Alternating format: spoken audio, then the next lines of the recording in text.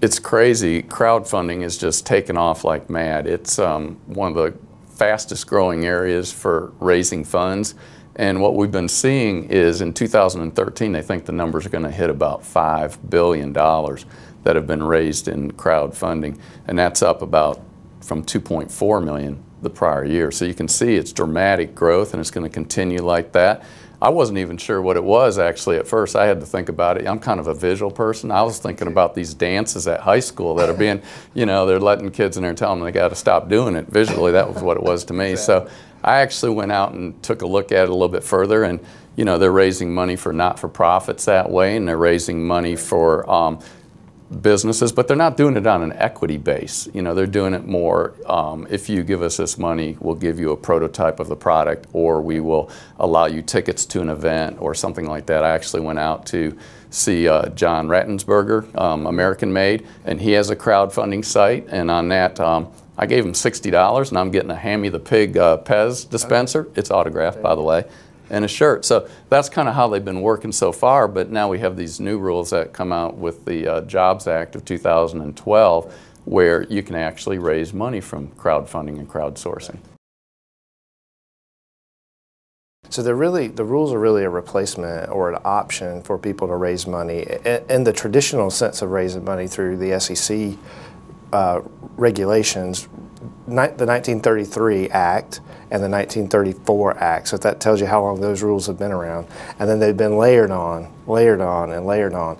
So those rules drive a great deal of cost for people to raise money, whether they're issuing securities that are equity securities, like you become an owner in that particular company, or if they're raising funds through debt, where you really just get a bond and you get a promise to be repaid. And so those rules are really cumbersome, and for our clients that want to raise money, it is very expensive if you go through that, what they call an initial public offering, an IPO process. So those opportunities for smaller businesses, it's very hard to take a small startup business and do an IPO because of the cost involved. And so the Jobs Act, what we were seeing after the Great Recession started was the IPO market just tanked. There was nobody going public. People were, and Sarbanes-Oxley had also impacted the market because of those regulations that were layered on to those 33 and 34 Act issues. And so our clients are saying, oh my goodness, first it costs money to raise the money, and then it costs money to keep on doing the stuff you've got to do to comply with the regulations to file. And so this is in response to that market of raising money in the U.S. moving overseas. And really that's what the Jobs Act was trying to do, was trying to bring that back on shore. And so what are the types of things people are doing besides little apps and things? Are there other things that they're doing? There's just a multitude of things. It's anything small business. If you look out there, there's people that have raised $10,000, and people, you know, Donald Trump's even gotten involved in this, and he's pushing it. So, you know, it has the Donald involved in there.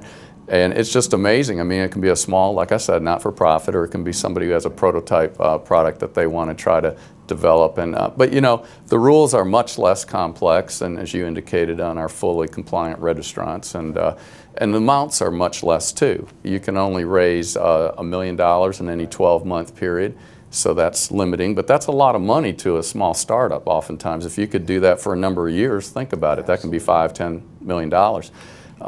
There's rules as to, from a compliance standpoint, about the type of financial statements. That's where we get engaged with it.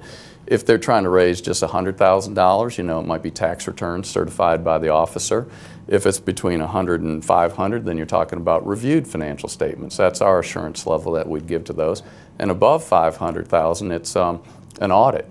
And as you know, a lot of these entities, a startup entity or a newborn entity, they're not used to these type of compliance things. Even if it's the tax returns, their tax returns might not be in order, or they're not ready for a review or an audit. So that's where we can come in, and we can actually engage and work with them and get them compliant and get them ready for that next step in the process. And we can offer them a suite of things. Instead of saying, because you're under these really strict rules, we have to do it this way for this number of years with this amount of stuff in it, because it scales with them and where they are. So that's a great benefit to our clients. Right, and I think the other thing, the client, say a prospective client comes to us with this idea, and everybody's jazzed up about it because it's the rage, and you can do it through the internet, and everybody likes that. Let's just go out there and ask for money.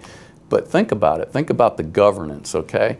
All of a sudden, you might have, in that example, $1 million that you can raise in a year, and you can only contribute to these funds if you have a net worth or earnings of $100,000 or less. You can only contribute 5% or $2,000, whichever is the greater.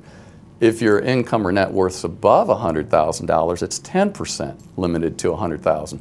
Well, if you have to raise $1 million from those type of folks, $100,000 and less in net worth or income, you've got 500 investors. Can you imagine keeping up with 500 investors? As a small company, that's really hard. So we might want to suggest to them other ways. I mean, this is a great idea, and it's the rage, but you know, they might want to try a Reg D or a Rule 144A, where you know they're dealing with accredited investors. They can go for a larger amount, smaller investors. So I think a lot of it is the education process. Right.